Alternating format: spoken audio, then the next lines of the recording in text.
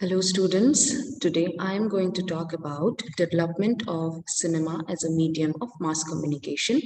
First, I would explain the concept of communication. Then I would explain how cinema or films is a medium of mass communication.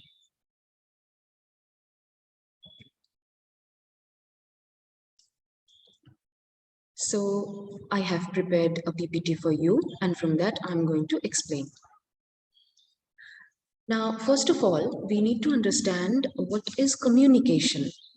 Communication is defined as an act of sending or receiving or understanding messages or meanings when delivered from one person to another.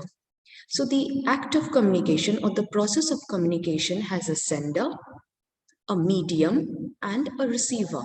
A sender who sends a message, a medium through which the message travels, and finally the receiver who receives the message and interprets. Okay, when communication is defined in relevance to mass media, it can be called as a centralized form of communication.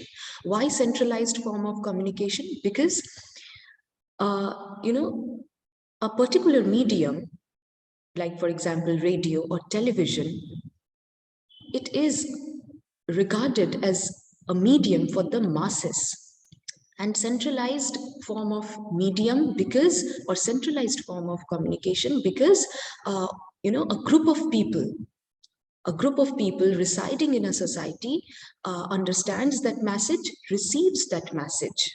Okay, so through one medium a lot of people or many people can be informed. So what is mass medium? Mediums of communication for the masses. As I said, that radio, television, internet in today's generation can all be considered as mediums of communication for the masses. In this context, mass refers to the collective people, collective audience, or group of people in a society. Different mediums of communication, such as radio, television, internet, are communicative mediums for transmitting messages to a society. So if a government, okay, wants to impart a message, wants to deliver a message, there are mediums of television, there are mediums of internet. Okay, in today's generation, Twitter is a source of mass communication. Okay, we have our prime minister, we have our minister choosing these mediums to deliver their messages to the society in large. Mass media is a form of media which is addressed for large audience, for a large group of audience, that is the masses. Okay, collective audience which represents a society, you, me, then the entire community. Okay, the community, the people of Bangalore, the people of Kerala, Karnataka, then everyone collectively. Okay, all over uh, the masses, the people spread across India, in every corner, in every state of India. They are the collective people of India, they are the masses of India. It can be any form of media, broadcast such as television, radio, print media, newspaper, magazines, pamphlets, etc.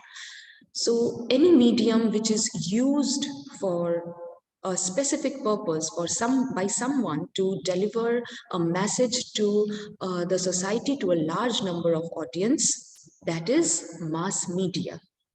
In today's generation, as I said, internet is also a medium of mass communication.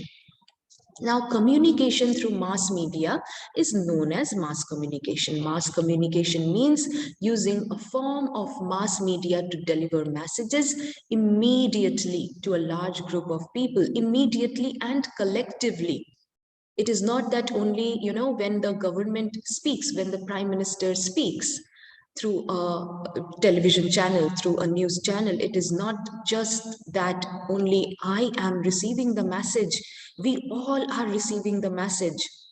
Mass media today has become one of the popular media as it focuses on the prominent stories which will be of interest to the general public audience. Okay, the most important news are delivered through mass media, because those news would impact us collectively.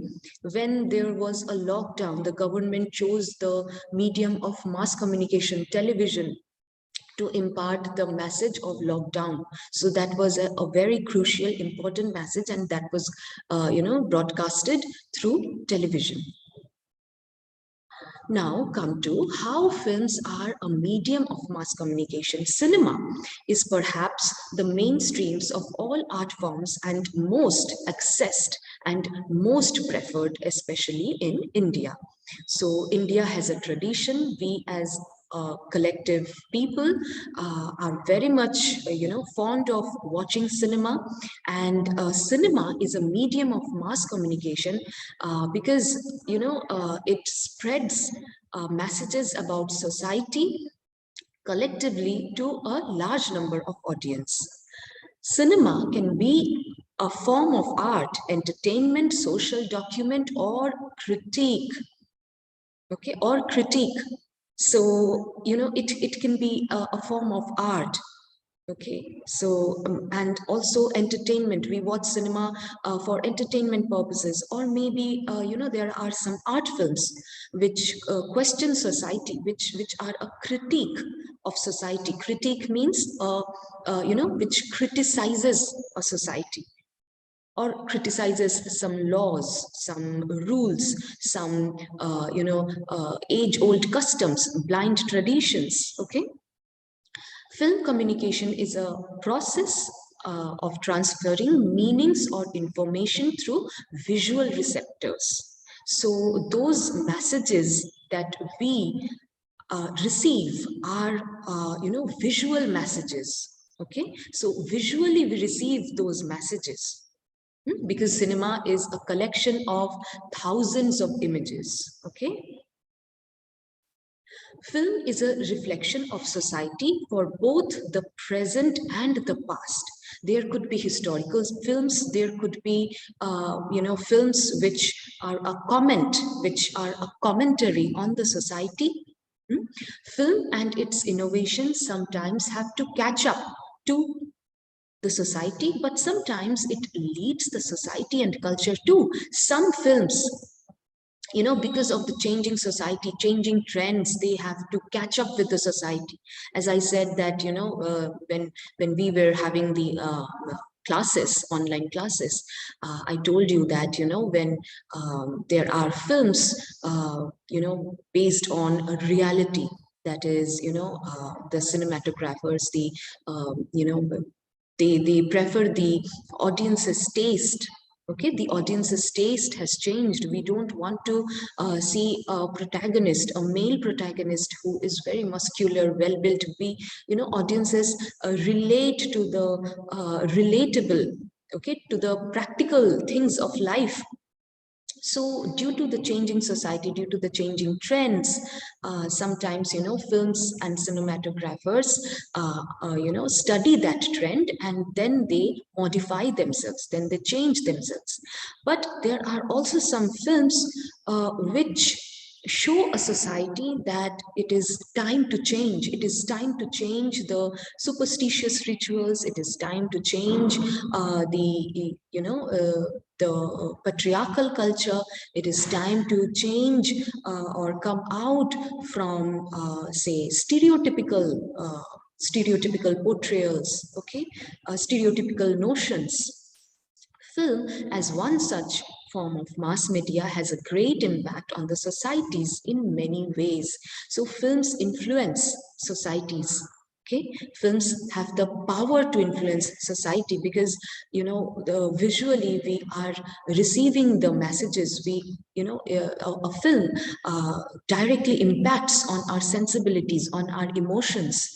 Okay, so that's why films have the power to influence or change a particular society. Today's generation films have handled a lot of controversial topics such as religion, terror attacks, transgender, homosexuality, child labor, poverty, etc. I hope you are aware of the film, for example, Pink. Okay, Pink, the Bollywood film Pink. So Pink talked about the, equality, the, patriarchal culture. Okay, and the culture, the society that acknowledges crimes done by men. Okay, so films have the power to influence a society. Movies have actually brought to the world an idea about all the above through their stories and concepts. But at the same time, they idealize or generalize few things for the profit's sake, and public believes it, and it finally becomes a stereotypical notion or stereotype process. So, sometimes there are films, which portray, the protagonist, the male protagonist is a playboy. He dates many women and he has a hard time to choose between girls, whom to date, whom to marry. Okay, so these are very stereotypical notions, and sometimes for profit's sake, there are some films which feed on these stereotypical notions. They don't change, they don't want to come out. So, films as a medium of art has the power to change the society, and it is my own personal belief that cinematographers should consider this point, that a society can only progress if they come out from their stereotypical notions. Okay. Next, films are instrument of communication, and all filmmakers are communicators of their thoughts, visions, and ideas. They tell stories through words, not pictures. Okay, so films are instrument of communication, and all out here, let me omit this line, because through pictures actually a film is made. Yeah, so films are instrument of communication, and all filmmakers are communicators of their thoughts, visions, and ideas. Whatever, if a filmmaker has a progressive thought, has a progressive, unique thought, okay, so through his or her individual opinions, individual ideas, that filmmaker will have a potential, have the agency to change the society. Communication is an act of exchanging information. It is a social process by which expression of human needs takes place and people influence each other. So, films or cinema as a medium of communication, it is an act of exchange of information. The filmmaker is delivering some information to the audience, and the audience's reaction will be gathered, will be collected, will be observed by the filmmaker. So, it is a social process which influences people, which influences each other. Now, this was all about how cinema or films can be considered as a medium of mass communication. Now, let me briefly talk about development of cinema in India as a medium of mass communication. So, the first and foremost Indian film show occurred in 1896 in July 7th, just few months after Lumiere brothers introduced the art of cinematography in 1895 in Paris. The first Indian film made by an Indian was Harish Chandra Bhatyadekar. Okay, so from the end of 19th century, cinema had come to India through Lumiere brothers. In 1905, the Elphinstone Bioscope Company was established by J.F. Madan, who mainly the first businessman who first envisaged the business opportunity in the film industry in India. Okay, the first Indian feature film was Pundalik, made in 1912. Okay, these are some minute historical details which you can remember. You can learn them. Then Dhundiraj Govind Phalke is known as the father of Indian cinema. And there is a special award under the name of Govind Phalke, that is Dada Saheb Phalke Award. And that award was, set up by the government of India. His debut film was Raja Harishchandra in 1913, and there are some more other feature-length films and short films that he had made. Then gradually we have the art of cinema and entertainment flourishing as an industry, booming as an industry. Some of the names I have mentioned: Kaagaz Ke Phool, the Apu trilogy, Apu's Sansar. All these films were very artistic. They were also a critique on society. Then there are some more films, okay, which led the way of commercialization. Okay, so by the end of the 19th century and the beginning of 20th century, the element of love, passion, a girl following her dreams, a boy, getting the woman he loves became the dominant themes of Indian cinema. And that was actually for profit's sake. So that's all, students. Here are some sources which I have used. I hope you have enjoyed this lecture. Thank you so much.